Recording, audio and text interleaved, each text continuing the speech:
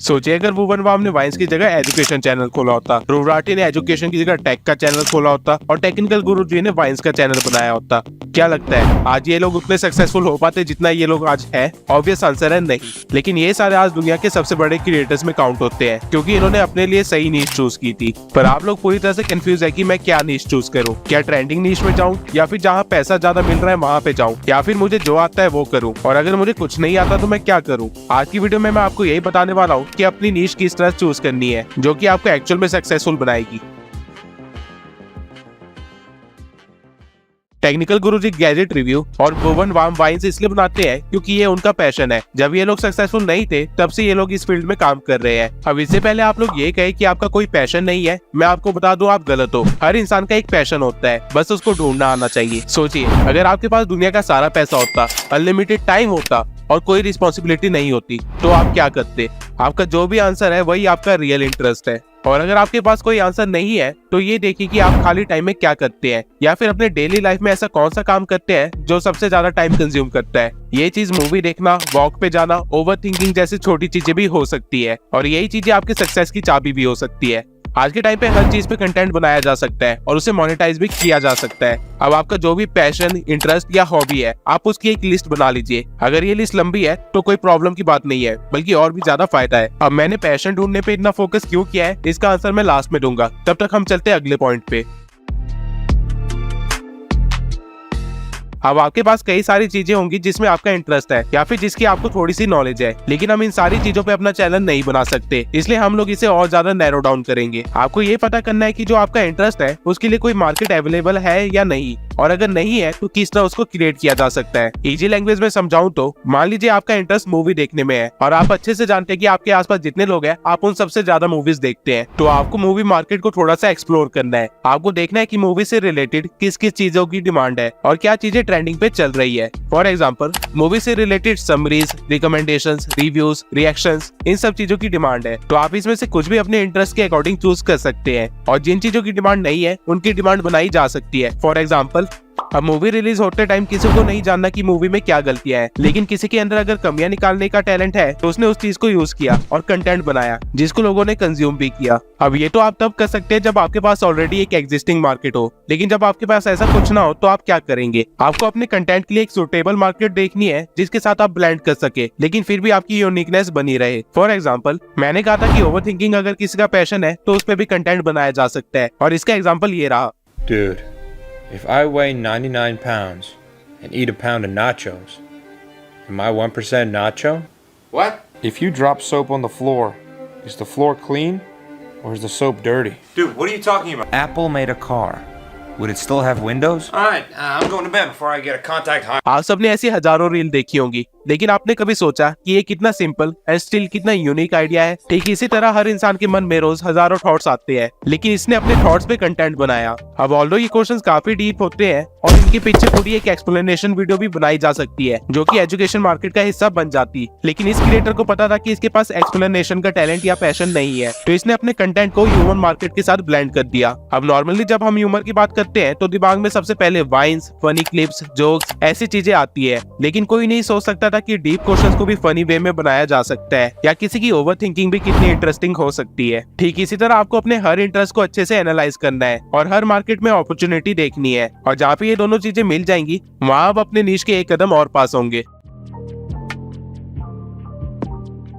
अब हर चीज जिसकी मार्केट में डिमांड है जरूरी नहीं कि उसकी वैल्यू भी उतनी हो। नीश डिसाइड करते टाइम मनी हमेशा एक इंपॉर्टेंट फैक्टर रहेगा, लेकिन सिर्फ मनी के बेसिस पे अगर आप नीश डिसाइड करेंगे तो आपका फेल होना गारंटेड है। और रीजंस आपकी वीडियो नहीं होगी बल्कि आपका माइंड होगा, क्योंकि जो चीज आप सिर्फ पैसों के लिए करते हैं उसे आप एज ए जॉब करते हैं, और अगर आपने यूट्यूब को एज ए जॉब किया तो कभी ना कभी आप फ्रस्ट्रेट होकर इसे छोड़ने की कोशिश करेंगे या फिर नीश चेंज करते रह जाएंगे। यूट्यूब एक बिजनेस है ना कि जॉब, और बिजनेस हमेशा वही करना चाहिए जो आता हो, ना कि वो जो दिखने में अच्छा हो। यूट्यूब की हर नीश की वैल्यू अलग है, अगर मैं इनको सीक्वेंस में लगाऊं तो ये कुछ ऐसा बनेगा। अब मार्केट एनालिसिस के बाद आपको ये देखना है कि आप अपनी नीश से कितना जनरेट कर पाएंगे। अब आपको एक एग्जैक्ट नंबर तब तक पता नहीं चलेगा जब तक आपका चैनल मोनेटाइज नहीं हो जाता, लेकिन आप एक अप्रॉक्स लेके चल सकते हैं जहाँ पे आप इस लिस्ट की मदद से और स्पॉन्सरशिप को ऐड करके खुद की एक लिस्ट तैयार कर सकते हैं। फॉर एग्जाम्पल एनिमेशन नीश में व्यूज तो बहुत आते हैं, लेकिन यूट्यूब से पैसे बहुत कम मिलते हैं, पर इसकी स्पॉन्सरशिप में और कंटेंट क्रिएशन के वर्क में लाखों जनरेट किए जा सकते हैं। वहीं फाइनेंस में व्यूज तो कम आते हैं, लेकिन यूट्यूब से पैसे बहुत ज्यादा मिलते हैं और स्पॉन्सरशिप भी बहुत ज्यादा मिलती है। और ठीक इसी तरह टेक नीश में व्यूज मॉडरेट होते हैं और पैसे भी ठीक ठाक मिलते हैं और स्पॉन्सरशिप कम मिलते हैं।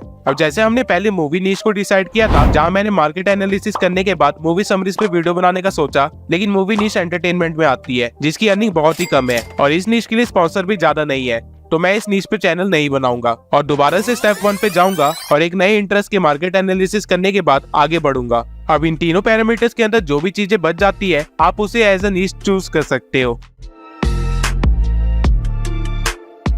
लेट्स अज्यूम आपने प्रीवियस सारे पॉइंट्स को फॉलो कर लिया और आपका कंक्लूजन निकला कि आप हेल्थ एंड फिटनेस से रिलेटेड चैनल खोलेंगे जहाँ पे आप एक्सरसाइजेस बताएंगे। लेकिन अब सोचिए कि क्या आप ये काम अगले 5 साल तक कर सकते हैं? क्या 5 साल बाद भी आप अपने ऑडियंस को कुछ यूनिक प्रोवाइड कर पाएंगे? बेसिकली हम 6 मसल्स को ट्रेन करते हैं। अगर आप 6 मसल्स के लिए 10 अलग अलग एक्सरसाइजेस भी बताएंगे, वो भी 10 अलग अलग वीडियोस में, और मान लेते हैं कि थोड़े चेंजेस करने के बाद आप इसे रिपीट भी कर लेते हैं, तो भी आप सिर्फ 120 वीडियोस ही बना पाएंगे, जो कि आप आराम से 1.5 साल के अंदर कवर कर लेंगे। फिर आप क्या करेंगे? क्योंकि दोबारा कंटेंट रिपीट करने के बाद चैनल डेड हो जाएगा। अब इस टाइम पे आपको अपने चैनल का नीश चेंज करके एक ब्लॉग चैनल बनाना पड़ जाएगा। और ठीक इसी तरह जहां आपने चैनल स्टार्ट करने के टाइम सोचा था कि सिर्फ 1-2 घंटे एक्सरसाइज करके रिकॉर्ड करके वीडियो डाल दूंगा, अब आपको पूरा दिन कैमरे के सामने रहना पड़ेगा। और हो सकता है कि ये चीज आपको लंबे टाइम तक पसंद ना आए, क्योंकि हम सब में से हर कोई इतना ज्यादा सोशल नहीं है। और वहीं दूसरी साइड, जिसने मूवी समरी पे चैनल खोला होगा, वो 10 साल बाद भी यूनिक वीडियोस डाल सकता है। तो फिटनेस में पैसे तो ज्यादा है, जो कि आप 2 साल तक अच्छे खासा अर्न भी करेंगे, लेकिन फिर कंगाल होने लग जाएंगे। वही एंटरटेनमेंट नीश वाला 2 साल बाद भी अपना वीडियो डालता रहेगा और अगले 8 साल और काम करेगा, जिसकी वजह से अगले 8 साल वो और भी ज्यादा अर्न करेगा, जब आप कुछ नहीं कर रहे होंगे। इसलिए स्टार्टिंग में नीश डिसाइड करते टाइम उसको एज अ 5 ईयर प्लान सोचना, और जरूरत पड़ने पे आप इस नीश को किस तरह कन्वर्ट कर सकते हैं, ये भी ध्यान में रखना। और नीश कन्वर्ट करने के बाद वो चीज आपके लिए सुटेबल है भी या नहीं, इस चीज को अपना टॉप फैक्टर हमेशा रखना। YouTube पे 114 मिलियन से भी ज्यादा चैनल्स है और बहुत ज्यादा चांसेस है कि आपने जो भी नीश डिसाइड की है उसमें ऑलरेडी कई सारे प्लेयर्स होंगे जो कि आपकी ऑडियंस को ऑलरेडी ट्रैप करके बैठे होंगे। तो आप उनको बीट कैसे करेंगे? या फिर कंपटीशन को देख के नीश चेंज कर लोगे? आपको ऐसा कुछ भी नहीं करना है। और यही रीजन है कि मैंने स्टार्टिंग में आपको अपना पैशन ढूंढने के लिए कहा था। अगर आपका कोई पैशन है या किसी चीज में आपका इंटरेस्ट है, तो आपको अपनी कॉम्पिटिशन की फिक्र करने की कोई जरूरत नहीं है, क्योंकि आपका कंटेंट खुद में यूनिक बन जाएगा। Let me explain it. अगर आपका किसी नीश में इंटरेस्ट नहीं है, तो आपको उसकी ज्यादा नॉलेज नहीं होगी और वीडियो बनाने के लिए आप यहाँ वहाँ से इन्फॉर्मेशन कलेक्ट करेंगे या फिर अपने ही कॉम्पिटिटर्स की वीडियो को मर्ज करके एक कंक्लूजन वीडियो बना देंगे। अब क्योंकि आपको ज्यादा नॉलेज नहीं है, तो आप अपनी ऑडियंस के लेवल पे ही हो और आपकी ऑडियंस भी ठीक उसी तरह रिसर्च करेगी जिस तरह आपने की थी, जिसकी वजह से उसको आपके चैनल पे कोई भी यूनिक वैल्यू प्रोवाइड नहीं होगी। और बाय चांस अगर उसने आपके कॉम्पिटिटर्स की वीडियो देख रखी होगी, तो उसको पता होगा कि आपकी वीडियो देखने का कोई फायदा नहीं है, जिसकी वजह से वो सब्सक्राइब नहीं करेगा और एज अ रिजल्ट आप फ्रस्ट्रेट होने लग जाएंगे और चैनल बंद कर देंगे, क्योंकि ये आपका पैशन नहीं था और आपको कोई भी मजा नहीं आ रहा था ये करते हुए। आपने सिर्फ ग्रोथ के लिए इस नीश में चैनल बनाया होगा और वो ना मिलने पे आप डिमोटिवेट हो चुके होंगे। वहीं अगर आपने अपने पैशन या इंटरेस्ट पे नीश डिसाइड की थी, तो आपके पास एवरेज से ज्यादा नॉलेज होगी, जो कि लोगों को पसंद भी आएगी और आप ग्रो भी करेंगे। और अगर ग्रोथ में टाइम लगता भी है, तो भी आप इंजॉय कर रहे होंगे, जैसा कि भुवन वाम ने किया।